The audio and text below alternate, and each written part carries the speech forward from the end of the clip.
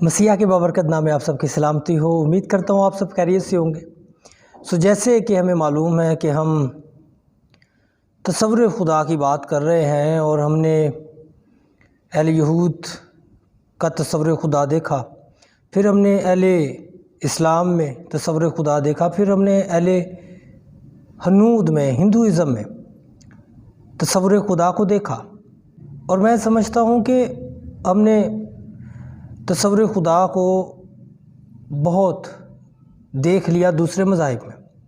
اب میں چاہتا ہوں کہ ہم اپنا فوکس صرف اور صرف خدا کی ذات پر لگائیں، اور ہم دوسرے مذاہب کو چھوڑ کر ہم صرف اور صرف خدا کے تصور کو دیکھیں۔ اور آج ہم ایک سٹیپ آگے بڑھیں گے تصور خدا میں ہی، اور آج جو ہمارا ٹاپک ہوگا وہ ہوگا وحدیت یا توحید، یا جب ہم کہتے ہیں کہ خدا صرف ایک ہے، اس سے کیا مراد ہے۔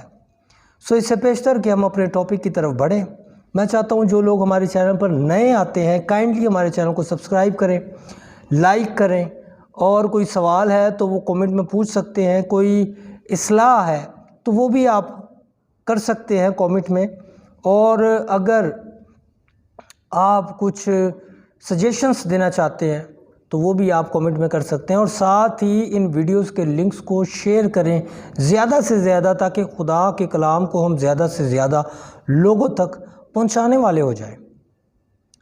آئیں ہم دیکھیں کہ وحدیت اور یا توحید یا خدا کے ایک ہونے سے کیا مطلب ہے۔ تو سب سے پہلے میں اس بات کو آپ کے سامنے رکھنا چاہتا ہوں کہ جو وحدیت ہے یا توحید ہے، اس کے لیے عبرانی لفظ جو استعمال ہوا ہے وہ ہے یاخید۔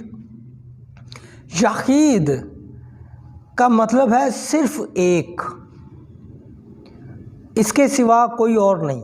مثال کے طور پر جب ہم پیدائش 22واں باب پر اس کی دوسری آیت کا مطالعہ کرتے ہیں تو وہاں پر خدا ابراہیم سے کہتا ہے کہ اے ابراہیم، تو اپنے بیٹے اسحاق کو جو تیرا اکلوتا بیٹا ہے لے کر موریا کے پہاڑ پر چلو، اور اس کی سوختنی قربانی میرے حضور گزران۔ یعنی خدا نے اسے کہا کہ جو تیرا اکلوتا بیٹا ہے، اور وہاں پر جو عبرانی لفظ استعمال کیا گیا ہے وہ یاخید ہے۔ یعنی خدا کہنا چاہتا تھا کہ تیرا جو صرف ایک ہی بیٹا ہے اسے لے اور موریا کے پہاڑ پر جا اور اسے میرے حضور سوختنی قربانی کے طور پر گزران۔ خدا نے جیسا کہا ویسا ہی ابراہیم نے کیا۔ لیکن ہم بات کر رہے ہیں اکلوتے کی، یاخید کی، ایک ہونے کی۔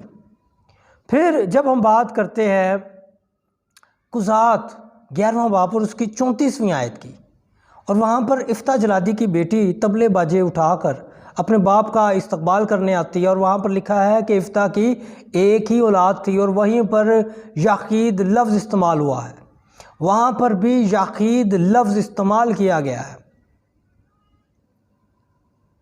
یعنی کہ اس کی ایک ہی اولاد تھی، ایک ہی بیٹی تھی، اکلوتی بیٹی تھی، اس کے سوا کوئی اور بیٹا یا بیٹی نہیں تھے۔ پوائنٹ کیا ہے؟ مین بات کی طرف ہم آتے ہیں جو آپ کو بتانا چاہتا ہوں۔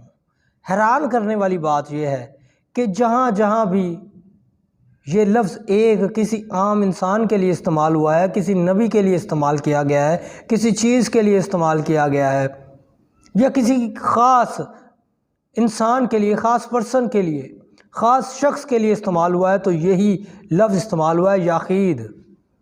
جہاں جہاں پر بھی کسی کے لیے ایک لفظ استعمال ہوا ہے کہ یہ ایک ہے یا اکلوتا ہے یا اکلوتی ہے، تو وہاں پر عبرانی لفظ یاخید استعمال ہوا ہے۔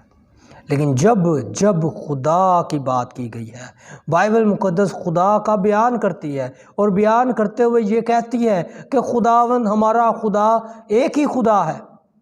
جب بائبل کہتی ہے کہ خداوند ہمارا خدا ایک خدا ہے، اس کے سوا اور کوئی خدا نہیں ہے، جب بائبل جس جگہ پر بیان کرتی ہے کہ خداوند الوہیم یہوہ خدا ہمارا ایک خدا ہے، وہاں پر بائبل مقدس میں یقید لفظ استعمال ہی نہیں ہوا۔ سو کیا وجہ ہے، کیا ریزن ہے، کیا مکاشفہ ہے اس بات میں؟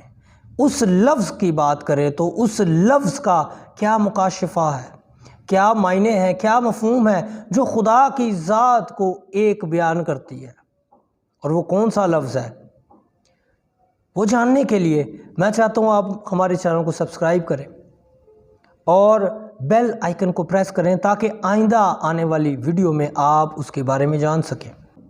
سو آج کے لیے اتنا ہی تھا۔ خداوند آپ سب کو بہت زیادہ برکت دے، آپ کی فیملیز کو بہت زیادہ برکت دے، آمین۔